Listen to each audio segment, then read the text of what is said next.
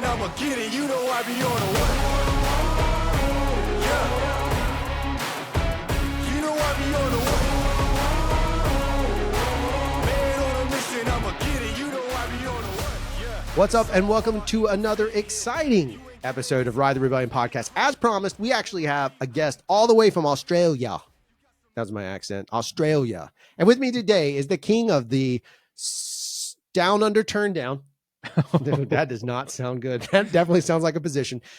Is the king of the South Alabama turn down, the reigning defending one day, maybe if he rides fast enough, he can jump his way all the way to Australia. Dale Boyd of Dale Boyd Schwartz Management. When you said the turn down under, it just made me hungry. It was like one of those strawberry things. Yeah, that's a turnover. Oh, okay. Sounds good. If you guys ever think we're bullshitting on this show, let me tell you something. We got some Todd Golf Smart going on right now. Ooh, shots fired. I don't even know what that means. I don't know what it means either. So obviously on the show today, Wade Wallace from Escape Collective. This is the journalist. You'll hear us joke about that. I am telling you, he's a journalist. Wade did an excellent job putting together a series. He has an awesome website called Escape Collective. Go check it out. It is member driven, basically member driven cycling news. So like you are getting pure great news. Go check it out if you can. But the podcast we're referring to is How the Industry, whatever it was, because it was a lot of titles. It's from Escape Collective, and it was Overnight Success is the name of the series it was on, but it's How the Industry. Anyway, if you don't know what I'm talking about, go check it out. The link is below. Now, he's on the show. But real quick, so we can get to that interview, we want to give our shout outs to our guys and gals and friends across the world that help keep this show going. We are member supported by them and you, except we haven't asked you for money yet, but that's coming. As long as you buy shirts. I don't know. Yeah, I was going to say, we ask for shirt money all the time. The shirts fund the show. Thank you again for buying shirts and hats and stickers and stickers. Actually, I just make them rain with stickers. Yeah. I give stickers out. But thank you to all of you as well for don't helping us look out. up there. I know. I'm looking everywhere. I'm know, like, wait. Wade was down there. I know. All right. So up here, Dale, look up here. I'm going to look up there and I'm going to walk into Man of War Tattoo and have him put a nice rose on my chest. Like the old ladies that used to have their cigarettes in the open and closed pack. True story. There was a place in Chattanooga that had that. Shout out to that diner. I can't remember the name of it, but there was a lady there that was rocking it. She had a rose tattoo. Yeah. On her yeah. And she pulled the check out. My credit card came out of the Brazier area. Oh, it was hardcore parkour. It's my first time ever in Chattanooga, and that was my experience. Those Chattanooga listeners know what I'm talking about. There's a diner up there on the corner. I can't remember. Let's be honest, though. Drew is the king of the questionable meats restaurants, so it wasn't at J. Alexander's or something like that. It was at a diner that maybe the door was tilted when you walked in. Oh no, it was definitely questionable meats. Okay, yeah. And it was good, and it worked out really well. I enjoyed it. Speaking of that. I do want to shout out again to Build, Tune, Ride. Shout out to Jody and the team over there. They do a fantastic job. It's very intense, and we've had some interesting, intense conversations about intense lately that hopefully will lead to an intense thing. This conversation you're about to listen to is kind of intense. Yeah. What he went through to pull it off is very intense. So again, shout out to Jody. Build, Tune, Ride, one of our premier sponsors. They've been with us now for a few months. Hopefully they're still satisfied. They seem like they are. And I'm proud of them for it. We also wouldn't have been able to climb up here without Summit Bike Academy. I was like, wait, shoes? We couldn't climb without shoes, so we need shoes. But to get to the top of the summit, we needed some skills. So, hey, these are the skills that pay the bills. And thank you, Toby, again, for being a continued sponsor since day one. Yeah. I mean, they've been around forever. So thank you, Toby. Thank you, Summit Bike Academy. Even with the name change, you stuck it out with us. Yeah. Epic. And we like Tobe. Right. And you crush it. The other thing is, I'm going to show you my feet. Oh, damn. I got to see this shoe. Look at this brand new shoe we got here. This is a new Topo Ultra Flight. Ooh. I think that's what it's called. Aaron, I don't remember. Did it make you faster? It makes me faster. I jump higher. I will tell you this. I was in there buying shoes from Aaron at Run and Try. And I walked in and I had on some Topos. They were my film set Topos. So they have like more outdoor tread and all that stuff. Yeah. And he's like, hey, try these on. And I put them on. And like I had one heavy Topo and this, and it felt like I had nothing on my foot. You're like, done. Dude, it was sick. And they were well worth every penny. So again, Run and Try. We shout them out. Dale runs. Speaking of, yeah. can we talk about your little accomplishment just real quick? I failed. Okay, and that's the end of Dale's running segment, brought Yeah. to you by. No. I went to the Mobile Cycling Classic, had a unrealistic goal to run a sub 25K, and I ran in 2035. Oh, Yeah, they're failed. so close. Yeah, so close. But on a positive note, that's fast, by the way, at 215 pounds. But on a positive note, my son is 10 years old, never runs, never trains, and he ran 25-minute and 26-second 5K by himself. And he had to tie his shoes 3 times. He made sure I knew that. So He wanted to make sure. Yeah, he made sure I knew that he had to stop 3 times. Another run and try thing, Hagen with Hagen. That's my thing. Hagen with Hagen. Hagen in there is in Mobile and stopped at run and try and text me to say, hey, I'm going to go in there and tell him Ride the Rebellion sent me. He went in and conversation got going. Aaron dropped us before Eric could. So it was like, Eric goes, yeah, that's why I'm here, because Ride the Rebellion. So Yeah, it's pretty cool. Yeah, that's so good. Thank you with Hagen in there, and thank you, Aaron, at Run and Try. Of course. And also with, we'll get to the interview in just one second. With the Mobile Cycling Classic, we, of course, Dale and I put on the Dale and Drew show because some of you losers didn't show up. All of you losers. There's not just some. We're Fair just short of naming names. We're going to we'll figure out. We talked to Emil a little bit. Maybe we can find a better way. We'll get a better time. I would love it if we timed it a little bit better and we got a bunch of Fat Tire folks up from all over the place to come hang out and do this smorgasbord of insanity, and then let's go ride the Rev, and maybe we'll have a mini Jank Fest or something. We'll figure that. Yeah, that'd be rowdy. Oh, we could do it. I will say in the second year in the row, but second race, Dale blew out his chain. And what people thought was a sweet gesture was me towing Dale on my bike. Yeah, they thought we were just holding hands. They thought we were just holding hands, finishing together. And then some like 16-year-old kid who races professionally, more or less, comes along. Wilder. Yeah, Wilder's fast as boy. Yeah, fast. He comes along and I just see him zipping on a road bike, just tugging Dale. I actually got scared. I don't go that fast on a mountain bike. You guys were screaming. And he pulled me and I was like, yeah. My hands are sweating. But... Yeah, it was legit. It was legit. So shout out to that. If you have not been to that event, we do think it's super fun. We will find a way. You guys have got to come out. It's super fun and stupid. It's basically like that old game show. Dang it.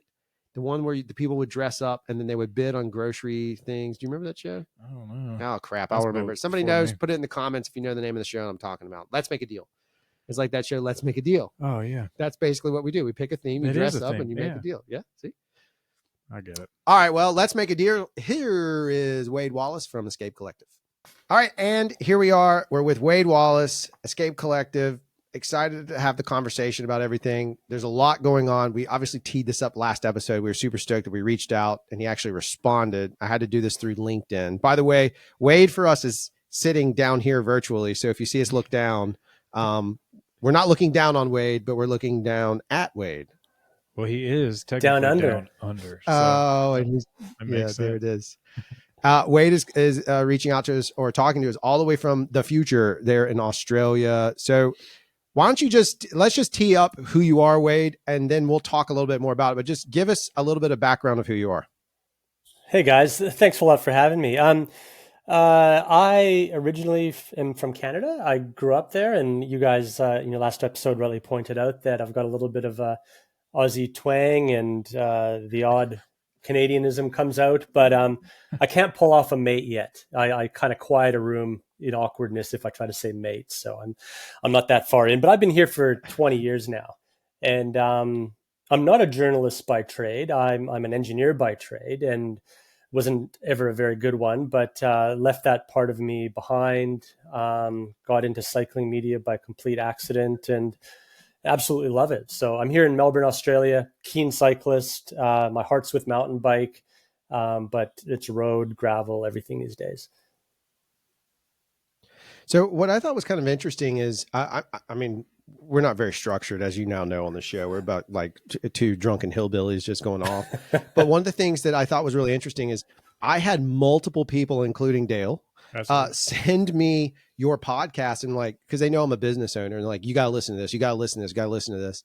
And we joked back and forth over email. You're like, I'm sad to say I hadn't heard of you before, but it's the same way here, right? I think we hadn't either, but now I'm like a fan.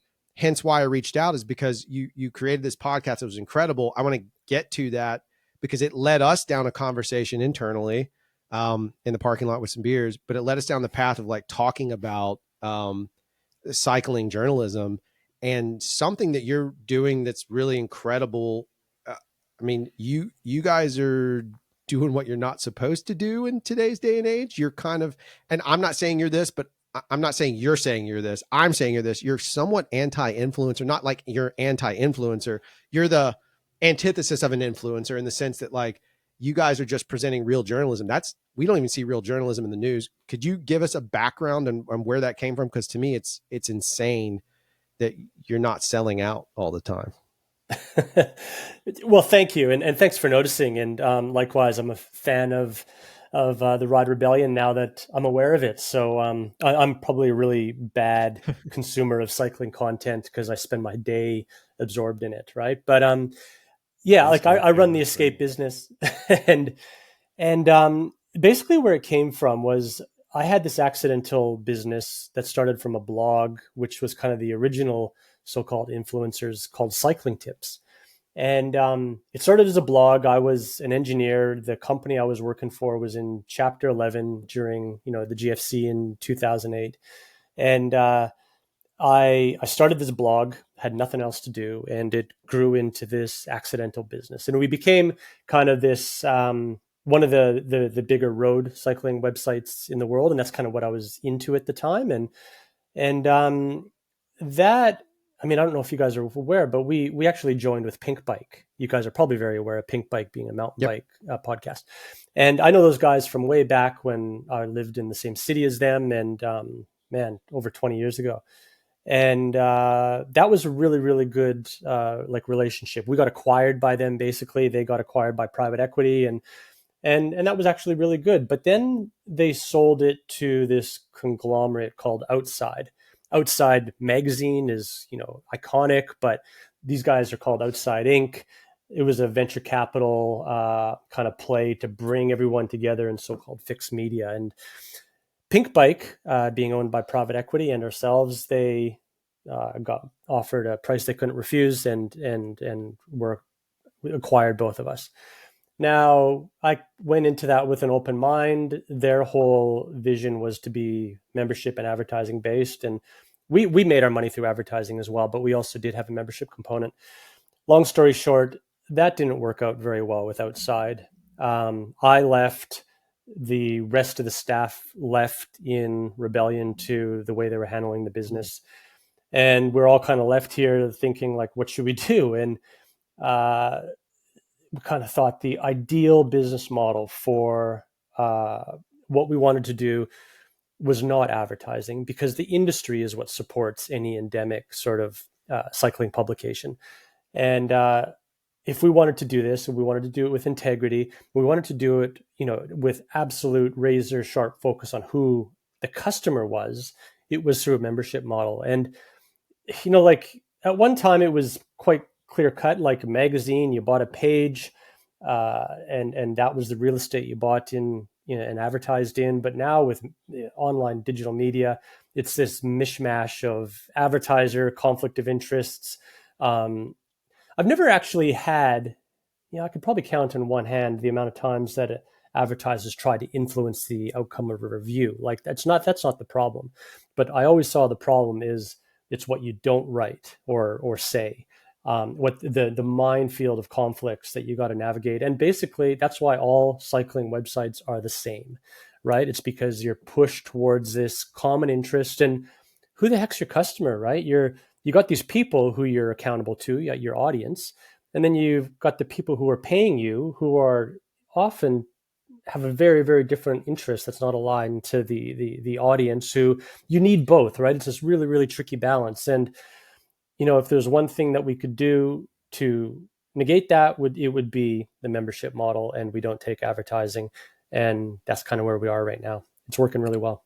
I love it. I think it's great. And coming from, after we interviewed Jeff Barber from Single Tracks as well, and he had a similar story in the back. Like he started with a small website and like built up to what he is now. Yep. And it makes me think, laugh, well, we were the Ride the Rebellion, but now we're whatever we've developed into, like our future. Like it's just funny to kind of like your guys' projection, like what's our trajectory Not that Well, we're that big or trying, but I think it'd be awesome to just one day look back and be like, dang, we were this crazy couple dudes in a closet recording. but what I think is really interesting that Wade said is essentially the same thing that we picked up on. So, our concept of the rebellion was always this idea that not knocking local, our IMBA is what governs a lot here, not knocking our local IMBA, but we didn't feel like we were being supported. Like we felt like we were on an island by ourselves. We're cyclists. And then to last week's episode, the same thing. I mean, we are served ads constantly of content that you're from Canada. I assure you, we're from the beach. Like the hills here that we fight very hard to ride down are love. And so I don't think it's just us. I met a kid that lived in Kansas where it's flat as can be. And he was out there building his own single track, like building his own dirt jumps. So I think it's interesting that what you started in your turn and what Jeff to a degree did too at Single Tracks is you guys have launched this idea of, in some ways, especially yours, you're taking back what is supposed to be a really honest relationship anyway. I'm not saying that it's dishonest from the advertisers by any means, but it is dishonest because I work in advertising. That's what I do for a living. I'm a liar for a living. I get paid to show you the absolute best possible angle. Dale helps me. He's a grip. We're not allowed to show you the bad stuff. I can't show you the problems with my client. I only show you the best. But the reality of it is what we try and do is do a very honest, as best of an honest job, or tell a good story or make a good joke and not necessarily put a bunch of false claims in play. Right. It's interesting that you're approaching that. So when you guys launch that and your content primarily driven for an Australian audience? I mean, there's some stuff that's world related on there that I picked up on, but is it primarily down there, or what is the reach when you looked at content on that side? Yeah, no, we most of our employees are in the US. Most of our audience and members are in the US. Probably only 10% in Australia. Okay, so they're we're English speaking countries: Australia, Canada, Australia, UK. The strange amount from France lately. We're kind of trying to figure that out, but mostly English speaking. Yeah, we've had a French. Really, they love their cycling in France. Flux. Yeah, we've had a spike in our French. It's pretty. It's US, Canada, France. I come from France. Right? Huh. You know, I don't think advertising is a. No. To sort of go on from your point, I don't think advertising is a bad thing. I want to know when something relevant to me is available, an event or new this or that. I think it's great. It's just that that's not where the tailwinds are. That is not how a business like what we want to create is going to survive. And I have nothing against that whatsoever, and nothing against the industry. Many of the people are my friends, right? It's just that there's many ways to make a living in this world. We could say we'll clean toilets, right?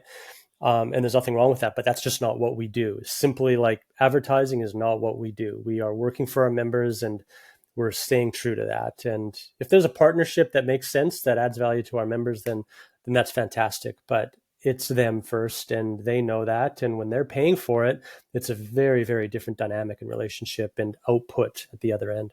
I think I'd imagine too that like your gear reviews, digging in through what I've read, but I imagine that is like the brutal honest one. So I did some work I had a camera channel on YouTube, and we got hired by Panasonic. And so Panasonic paid us like a chunk of money to produce content for them. But even then there was limitations and problems that they were very kind to say, hey, look, this is in beta. So we're not saying don't say it, but it is in beta. And so we were honest about it, but like, brutally honest. No, we never got to that point.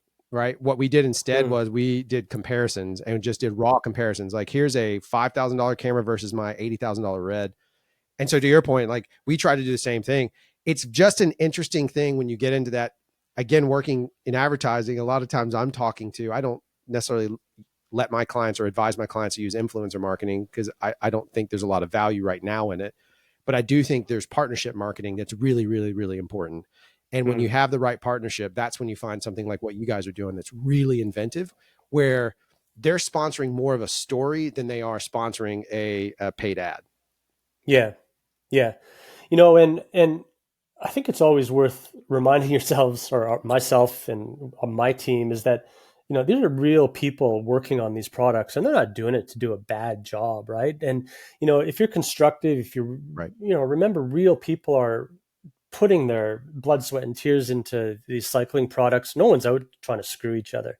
So just being respectful and mindful of that, and and brutally honest too when it's called for. There are lots of bad things produced, or problems or whatever, but it's nice that we have we have relationships to keep, but there's no real big repercussions. I don't have to worry about how I'm going to pay my staff next month if we do say something that is going to pull an advertiser, right? The podcast series that you spoke about, the industry, I could never ever touch that with an advertising business model. The amount of cease and desists that people have received over that, and yeah, I couldn't have done it. So I don't. And again, you govern this, so like obviously we're going to ask questions about it because it's groundbreaking. And I told Dale, and I may have said it to you, but if not, I'll say it now. I told Dale that quite literally, that was a masterclass in audio documentary. Like I'm talking about on the level. I don't care about the bike part. What you put together in that series, and was the title? Because it was the only thing that was a challenge is understanding the title element. There's episodic titles, but was the title like the industry thing, or is it Overnight Success is the title? Like where was the actual title of that series? Yeah, sorry, it's a bit confusing because I do a podcast. I don't have much to do with content, except I do one sort of passion project podcast that I started during the pandemic, and I was interviewing iconic cycling brands and their founders and telling their stories. Like I would interview Stan Day on the founding story of SRAM or whatever, right? And those are fascinating, right? Those are amazing, amazing stories. And it is storytelling. And I always loved NPR's How I Built This. And, the minute some, cycling adjacent brand would come on, I would just lap it up. And so that's where the podcast came from. And it's sort of like a nod to there's no such thing as an overnight success, right? As you guys know.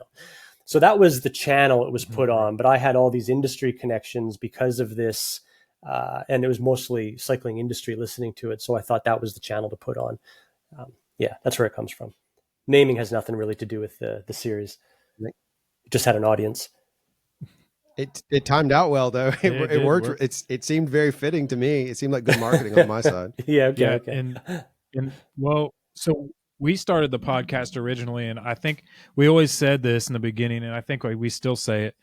We did it because we were a zero drop podcast, like a zero drop, like group ride podcast, and we wanted everybody that doesn't live their life for cycling to understand what the rest of us in the world that live our life for cycling gets. But instead of, we want to condense to like more layman terms for it. So I feel like when I listen to your podcast and that series, I could understand it completely. And that was what the allure to it was. At first, I was a little bit leery because I don't like to know a lot about it, but I do. Like I consume myself, and I know that I'll go down a rabbit hole if I do it. So that's why we're not really techie guys on the podcast. Like we try to keep it like as cool and collected as possible so that it's a trailhead conversation, right?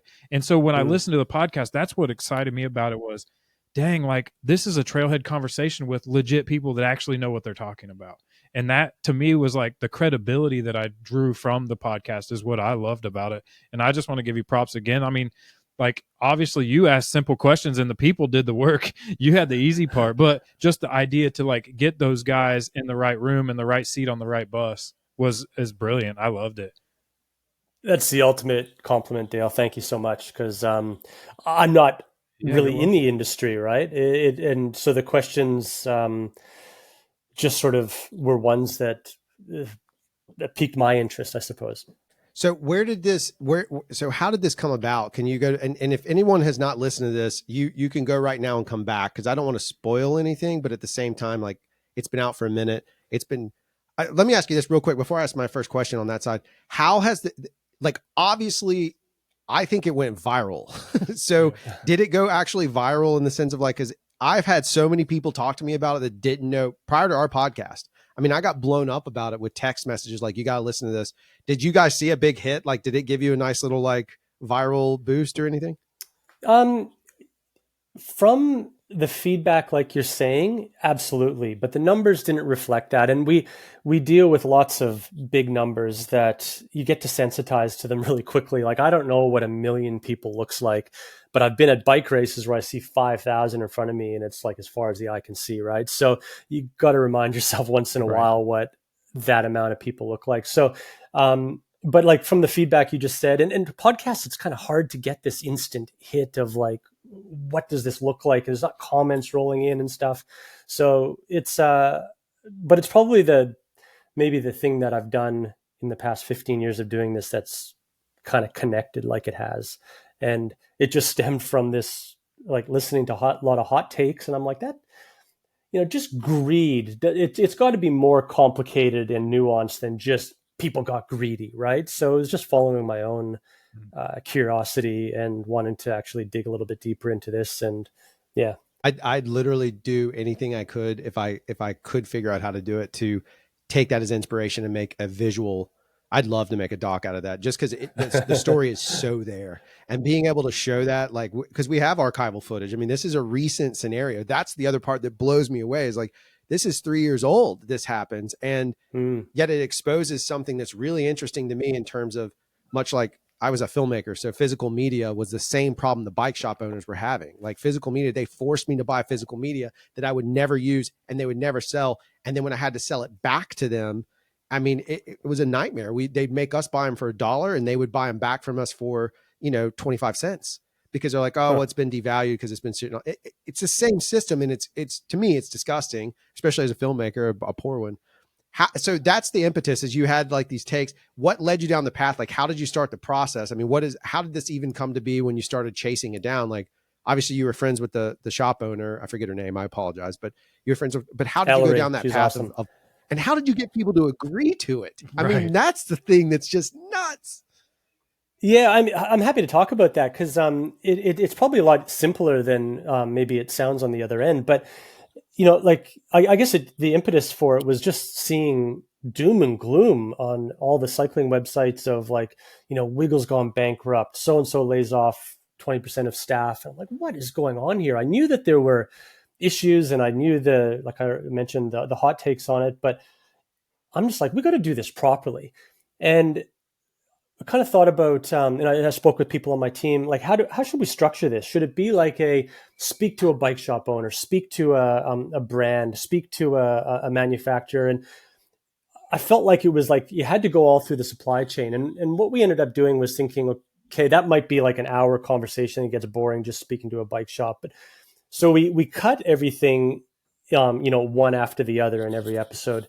And the way we decided to structure the series was, I had a list of, maybe 20 questions to ask every single person. And they were pretty much the same questions. Like, what were the signs that this was going to be, a boom? What was the first signs that this wasn't going to last? And I asked everyone the same questions so that I could cut it a lot easier, right? Because I didn't want to have to deal with 15 hours of interviews and figure out every sentence where to put it. So I started off that way. And to answer your question, I couldn't speak to, on the record, to people from, say, Specialized. Like, they lose their jobs, right? So I knew I had to speak to owners, right? So Ellery Slater, who owns Cycle Garage in Boulder, she was fantastic. And I knew her from before. I knew she would say it like it is. I knew she'd be the star of the show, and she was. And I spoke to her. She's got no one to answer to, right? Her and her husband own the shop, and it's a well-run shop. I've been there.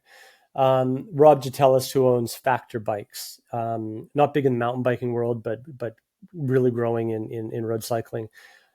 He's got his own factory. It's his company.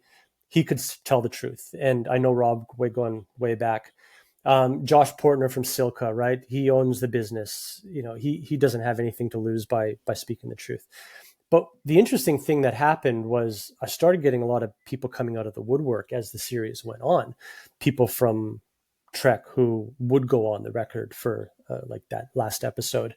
And then even now with Trek's layoffs and, some of the things we said about other brands, I don't want to give too much there, but because I'll get in trouble. But they've come out and said, off the record things that validated things that were said, like, yeah, that's absolutely true. So I'm really happy that there was nothing that was far off the mark, and not a lot to add. It was just basically confirmation that this is what happened in more detail. So I'd love to be able to tell that stuff, but like I said earlier, a lot of cease and desists have gone out to people not to speak. And, I think it just says the trouble that perhaps much of the large brands are in. And it's really sad. I hope they get through it because no one asked for this, right? That's right. I mean, you probably don't know, it's been a long-standing joke. I was a Gorilla Gravity, which is a Colorado-based brand that was building bikes here in the carbon fiber bikes in the US. And I'm a Gorilla Gravity owner, and they went under, right? And I paid a premium on that bike. I paid way more than I should have. And they're gone, and there's no support. There's nothing. So and they have, they have proprietary parts. And so it's one of those ones, I'm sure part of that came from, they were direct to consumer, they're D2C, but that didn't seem to matter in some cases when they're buying parts, as we learned, when you're buying components and other pieces, it does get crazy. But there's a couple of pieces in there, and we have some questions too that generated from our audience. I have one question that really, so one of the things that stood as a mind blowing, and I literally yelled out, I was driving and I yelled out loud, no way. Cause I'm listening to this as a bike owner and I'm listening to this as a business owner. And I literally am always in the process of adjusting money. Shimano says, no, we're only going to grow, what was it, 15% every year? Did they cap it? Five. I thought it was 7. Five. That's what. Sorry, I want to grow 15. Sorry, I'm mixing brands.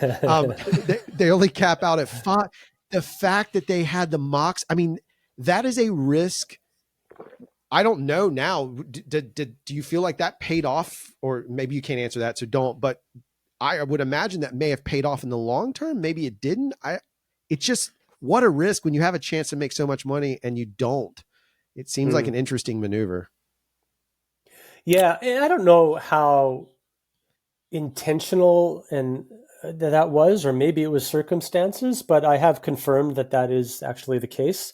Shimano is a very conservative company. They won't go on the record with much, but they came out really well out of this, right? They were disciplined. They were limiting their growth to realistic expectations. And in mature bike markets like US, Australia, UK, whatever, it is kind of 5 to 7% annual growth, right? That's for mature businesses, mature markets. And Shimano seemed to be disciplined enough to have stuck by that. Other companies weren't, right? And I mean, what would you do as a business owner? You see this once in a lifetime windfall, right? And I honestly don't know if I would have done much different either. And more of I shouldn't say that, because a lot of people say in hindsight they knew it would end, and it was just the timing of when they pulled back the reins, which was the question, and nobody knows that. But that said, I have heard countless anecdotes of people saying that the leaders of their business, the big bike brands, said that 200% growth year on year is the new norm. This is the new gold rush, right? So, what are you guys thinking? They're not dumb people at the top, right? But who are they listening to? Yeah. Because I know a lot of people, forecasters, people on the ground, who said, you guys are insane, and tried to raise flags and bring this up. And they're like, no. And everyone just increase your targets, increase your budgets, right? And that led to these phantom orders and everything else that, went down the line to create this. It's kind of strange because, I mean, I guess it's interesting. And that too, the 200% was mind blowing, because we knew, I knew as a small business, I'm a small business, but again, I was like, well, how do we pivot? So we pivoted instead of, chasing the wrong direction. We pivoted and found that for us, the best way to communicate during the pandemic was through video communication. So we were able to pivot, and we had a record year. But I have said from day one that record year is an anomaly, and we're not going to use that as, it was insane growth. We saw it, but it was an anomaly. So we knew that going into 2021, all I did was have a little extra cash in my pocket to maybe hire someone to try and get my growth back to that level of insanity, because it was a good year for us financially. Obviously, it's a challenging year too for lots of reasons. I just don't, that's so mind blowing to me that shift happened.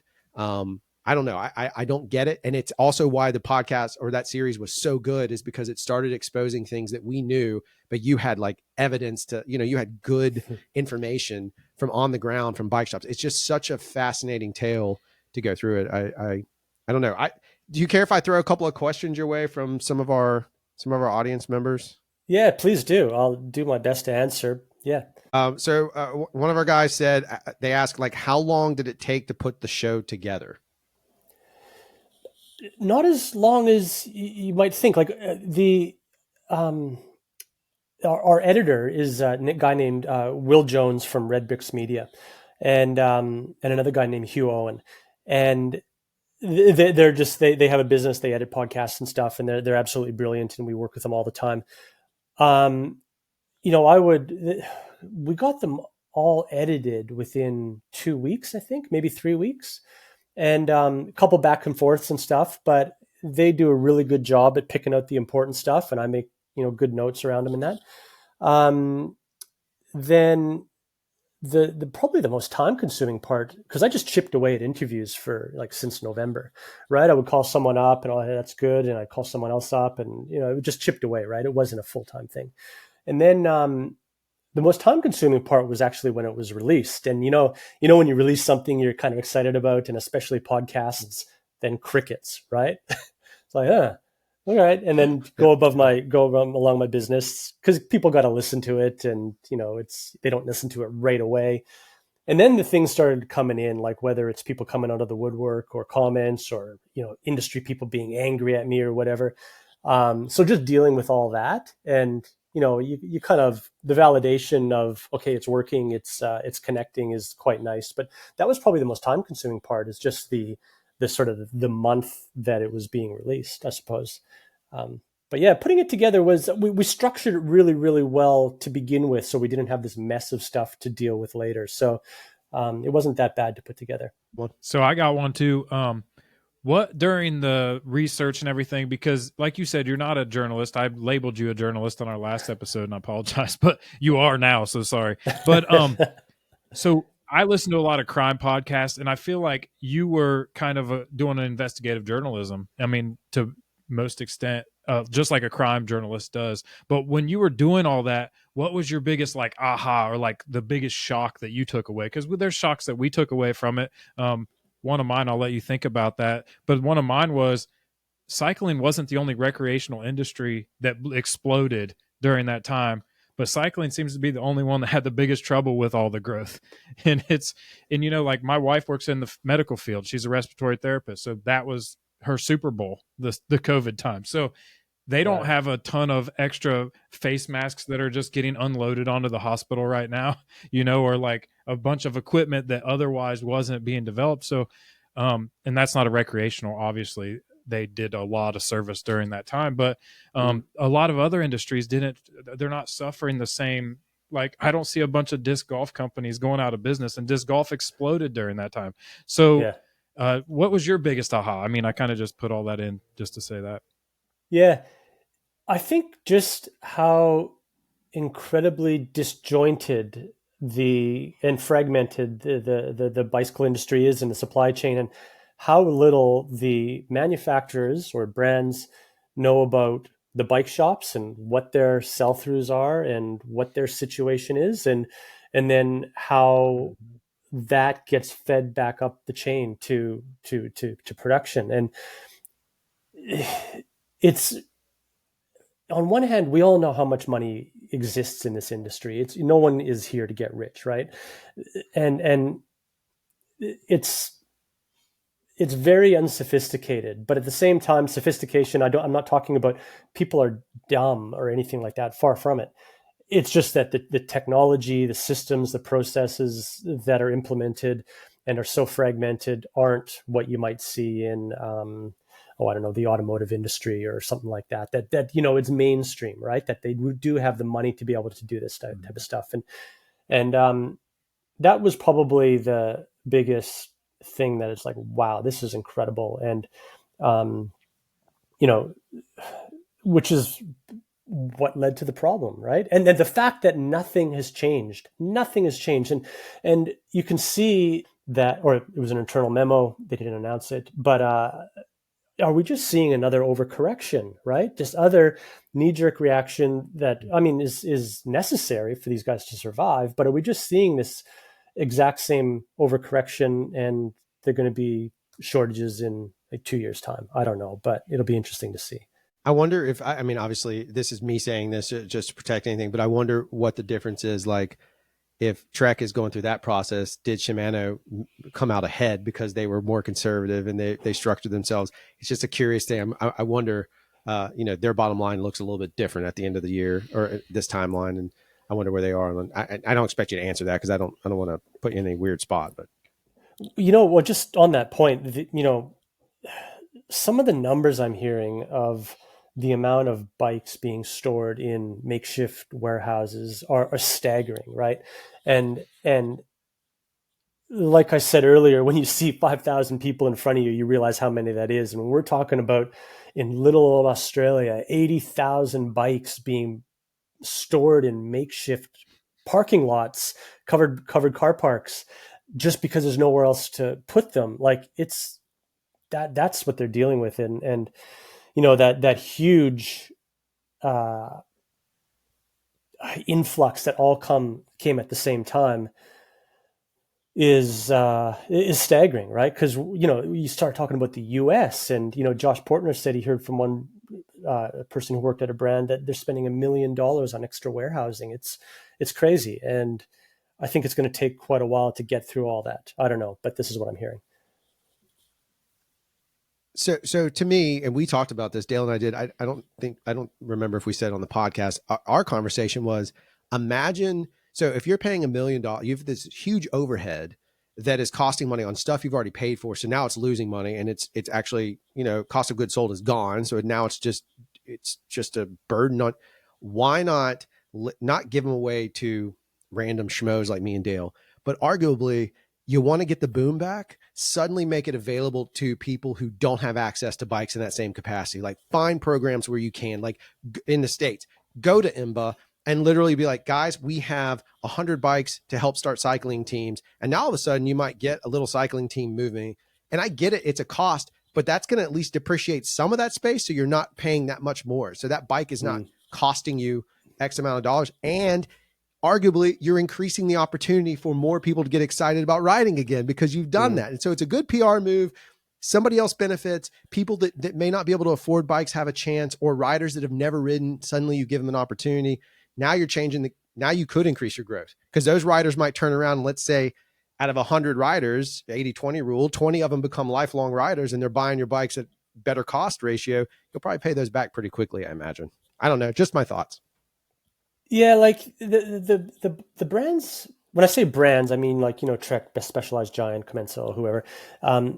They've got this tricky balancing act of keeping their prices at a point where people don't expect that they're going to get 50% off for the rest of the time because nobody can make a margin on that and pay their employees, and they got to think of all of that. I suppose too the other insight that was quite profound to me was just hearing about all the operational inefficiencies that could be fixed to reduce the cost of bikes. That was it's kind of disappointing hearing that and knowing how much bikes cost. And we've got a podcast coming up in a similar vein that's kind of quite exposes how much a bike actually costs to not only make, but to, from start to finish. And nobody wants to talk about this, and it should be quite interesting. I think it's coming up this week or next. I didn't do it. Someone else did it. You can't see him. I have gooses for that because like that's the missing piece, right? That I mean, you guys are. That's what I'm saying. We're joking about not being a journal, dude. That is journalism. You are doing the exact thing. You are literally, because if we don't force a change, no one's like that. You are in that space. That is phenomenal. Congrats to whoever did that. That's great. Your podcast. That's great.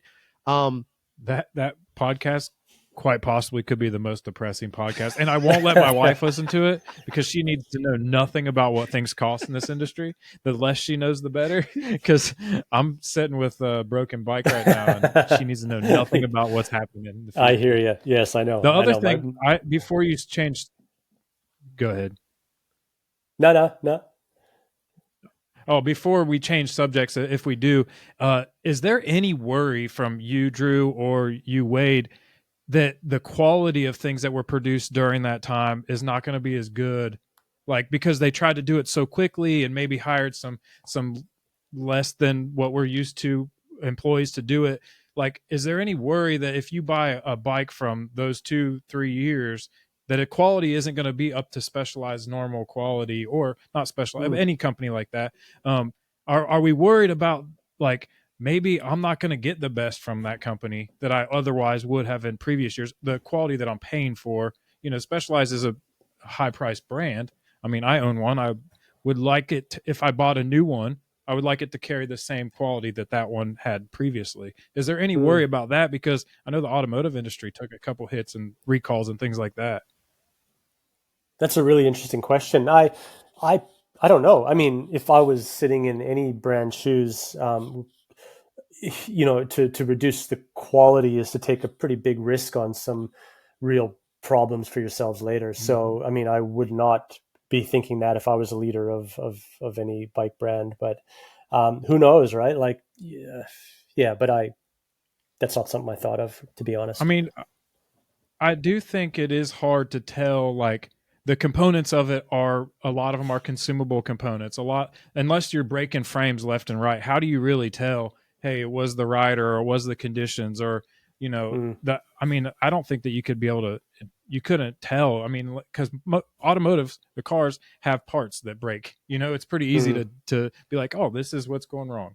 But we have a deeper, we have an automotive client to some extent. They have a deeper OEM system than the biking industry does. So you look at the number of OEM vendors that are out there supplying all these additional, they have that. What I thought was interesting was the idea that obviously the value of bikes during that time frame, and I'm guilty of buying one with components that were much higher. The value of that bike is diminished because of the component drop, right? And that's one of the sides of it to me. Like, the frame wasn't necessarily out of range, but that component shift is massive.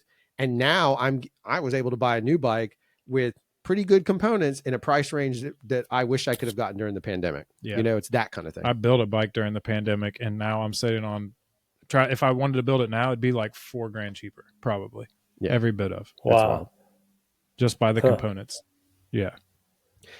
So let's jump ship, unless you have any comment on that, because I do have some general questions, and I'm being conscious of time too.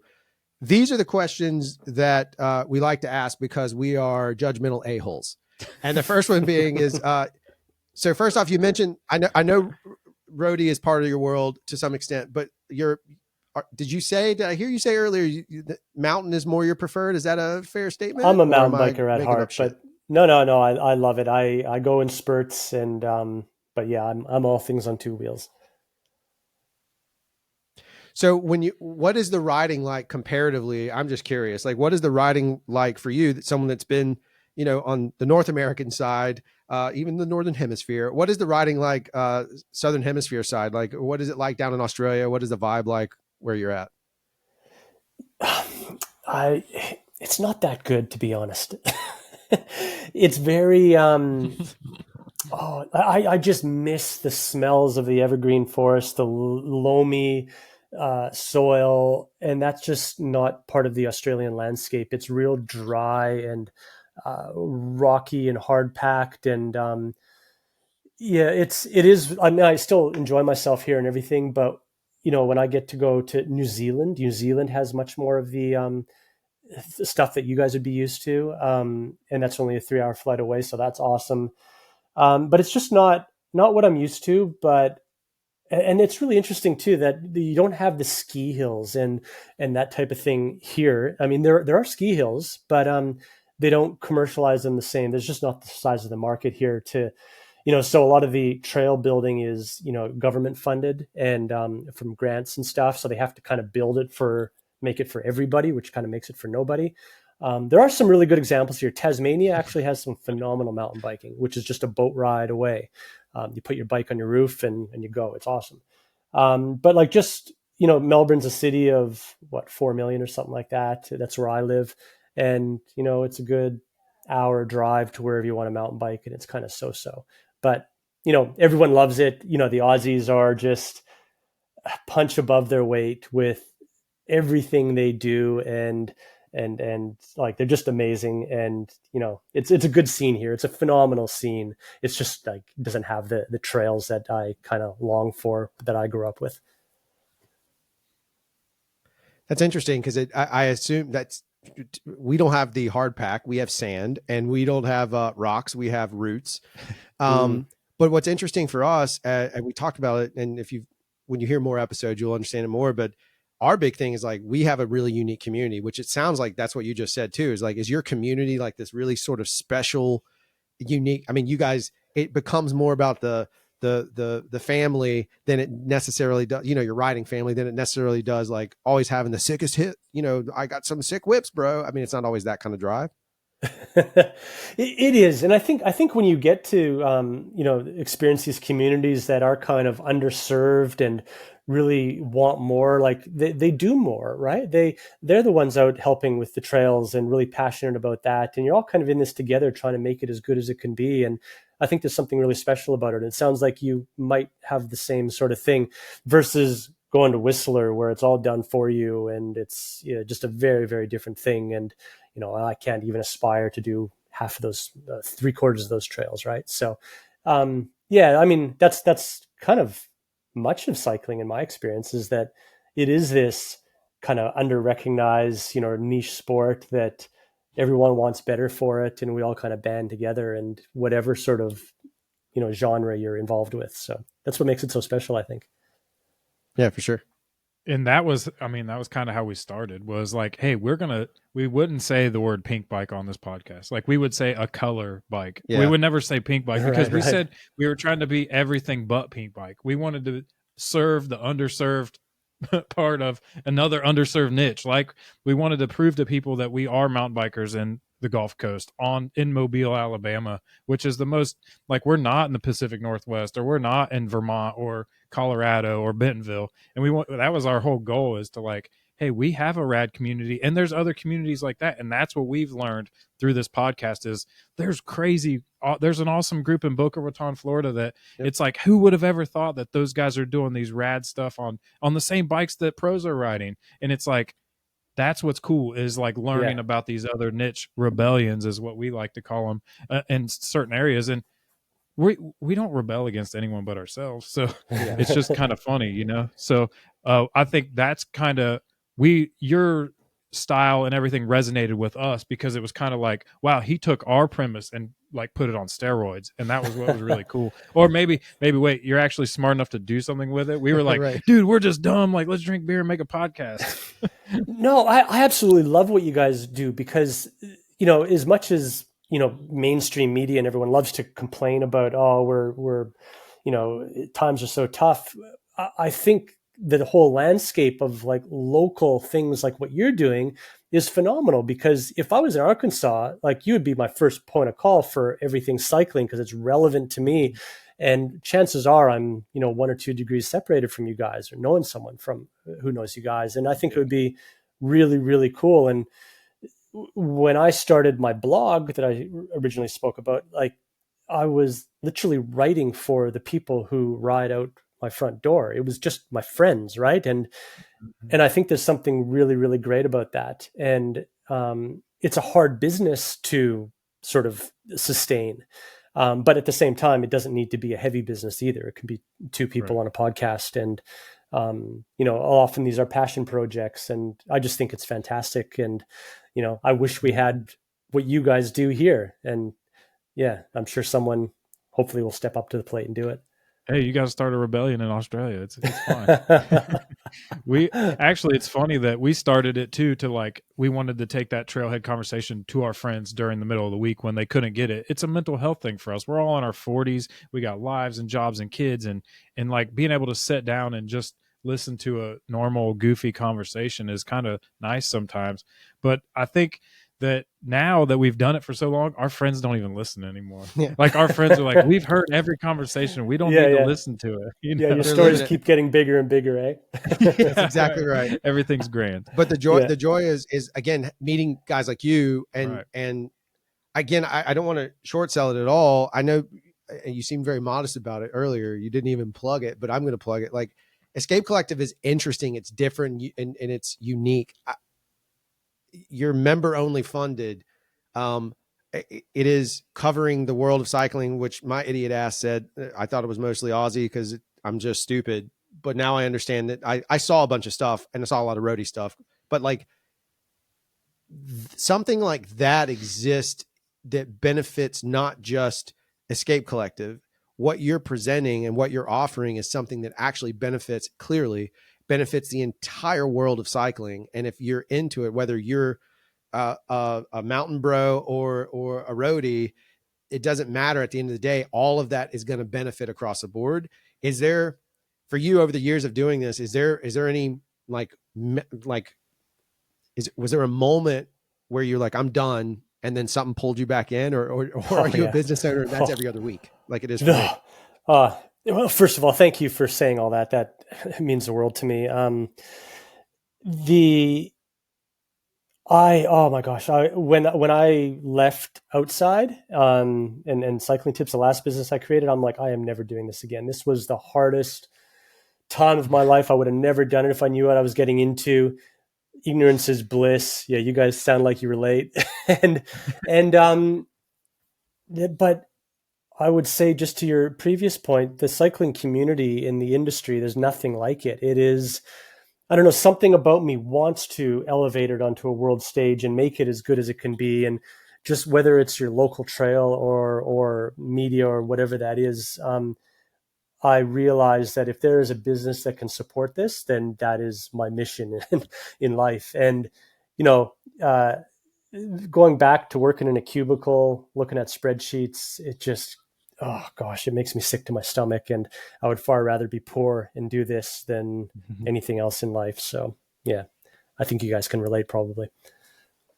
Absolutely. I think what is the most relatable is you said that you want to bring other people in, and we always say that, and I say it a lot. I don't build trails for me. I build trails to see the smile that somebody else has on that trail, and that's what I like. I just started mountain biking 4 or 5 years ago, so like I want everybody to feel the excitement that I get, not from jumping something or anything. The excitement I get from tricking my body into exercise with a bunch of other dudes with no phones out. Like we just rode our bikes, and it's primal, right? Like that's what we've talked about in the past, is like cycling is primal. It's the first major skill you learn when you're a kid. It's the first like freedom. Like I remember being able to take off on my bike and come back when the streetlights were on. So that was our first ticket to freedom. And you can do it for your whole life, So and you go back to the woods. We don't get much free time in the woods or the free time anywhere away from screens or anything like that. So we used to talk about listening to podcasts while we build trails. I turn nothing on now. Like I listen to nothing, mostly because I'm scared as hell in our woods because there's creepy dudes living out there. But I don't listen to anything, and it's like that's my mental health. Like that is how we get it. And I think through your website and through other outlets, we can get other people to realize, hey, you don't have to be Lance Armstrong or you don't have to be Emery Pirion. You can be an average dude riding bikes and understand what's going on in the world of cycling, right? And I appreciate everything, like from Drew, and I know I appreciate him, and he appreciates me, and we appreciate you, and it's a circle jerk. I don't know about that part, but can't have a show without a little bit of not safe for work moments. Brought to you by Dale Boyd at Dale Boyd Sports Management, and that's right. Yeah, absolutely. So, I tell you what we'll do is I will let us. I'll stop the recording here. We'll let you off the hook. Is there anything you want to say in closing? Anything you want to just pass along? I mean, is there anything else you want to shamelessly plug? No, just a big thank you to you guys for, I guess, acknowledging what we do. And the whole concept of what we do is kind of enables us to start spinning up other, better mountain bike coverage, better gravel or whatever. We're far from being done. And then getting if it's hyper local, or we think of everything we do as like this super, super deep niche. And however that looks, if niche means local or if niche means specific interest, we haven't quite decided yet, but mountain biking is in our plans next year. And yeah, everyone looks forward to getting more into that. So maybe we'll cross paths again. Absolutely. Oh yeah. You're always welcome. Anytime you want to come on, like, or any ideas, throw them our way. We don't care. We'll talk to anybody. Well, likewise. Yeah, if you have something likewise. If you have something coming down the pipeline, you want to get promoted a little bit. You know, To we got like 4 people, 300 local rednecks. I mean, you're like, hey, listen, we just got to get it. Well, thank you again for being on. Appreciate you so much. Thank you, guys. Same here. Love your work. Thank you. Yeah. All right. Again, thank you, Wade, for hanging out with us, guys. We talked a little bit offline, and again, one of the coolest guests we've had, not just because he's not here, he's in Australia, but just because of what he's doing. It was interesting. I did not know the pink bike story. I did not know any of that stuff. He is literally a few years ahead of us, but that guy he doesn't realize it, but he might be OG Reb, because he has literally started a rebellion against the industry in a good way to try and cause change, just the same way that we're all doing. Like this whole show, not just me and Dale, you guys, the whole audience that listens to the show is part of that. And he's doing it. That takes some moxie. He took a risk, and that risk has paid off because he's producing content that is unbelievably amazing and helpful and changing the industry. You don't get that very often. Not very often. Not with people that have intelligence. That is correct. I mean, you get us. Yeah, whatever it is you do here. What would you say? I make stupid graphics and put them on shirts. No, shut the front door. The graphic of our new mascot, by the way, his name is Janky. And he is we had a guest artist from Crichton, Mobile, Crichton. Yeah, that's even better. He was playing a flute when he drew it. If you guys don't know what we're talking about, that is officially our mascot. We declared it. So Dale made this great picture of the Crichton Leprechaun's head on the downhiller, just sending it. It's awesome. We're going to have more merch with that because that's ours. And we think that that's a good way for us to have a sort of unified brand. That's a Mobile thing. That's a rebellion thing. That is all part of it. So if you haven't seen those shirts, Dale still has some for sale or no? Are we done with those? Well, I mean, it's close to time. So no, I think it keeps going. Maybe it goes forever. I think that leprechaun, Janky the Leprechaun, is timeless. Janky the Leprechaun. Man, it is timeless. It resonates with people across the country. So no, Moonshot, Moon, whatever it is, that weird, their high-end clothing, they're pushing the Leprechaun now. I mean, somebody should have trademarked that thing because they would have had a ton of money. Yep. Whoever actually drew it. Yeah, technically speaking, whoever did that is the author. Owns that image. That's crazy because there's so much stuff with it. Yeah. I was like, hey, cool. Moonshot, I think it is Moonshot. I'll steal it too. Yeah. Let's do it. 100%.